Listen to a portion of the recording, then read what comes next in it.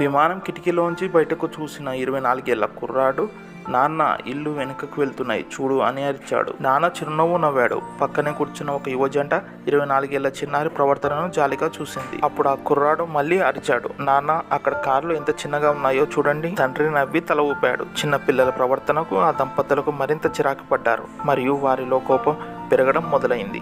అకస్మాత్తుగా అతను మళ్ళీ అరిచాడు, నాన్న మేఘాలు మనతో నడుస్తున్నాయి చూడండి. దంపతులు తట్టుకోలేక వృద్ధునితో అన్నారు, మీరు మీ కొడుకును మంచి వైద్యుని వద్దకు ఎందుకు తీసుకువెళ్ళకూడదు? ఆ వృద్ధుడు నవ్వి, నేను చేశాను మరియు ఇప్పుడు ఆసుపత్రి నుంచే వస్తున్నాము. నా కొడుకు పుట్టుకతోనే అంధుడు. అతనికి ఈ రోజే కళ్ళు వచ్చాయి. విషయాలు ఎప్పుడూ కనిపించే విధంగా ఉండవు. ప్రతి వారికి వారి సొంత కథ ఉంటుంది. వారి పరిస్థితి యొక్క వాస్తవికత మిమ్మల్ని ఆశ్చర్యపరుస్తుంది. కాబట్టి ఇతరులను నిర్ధారించడం మానుకోండి.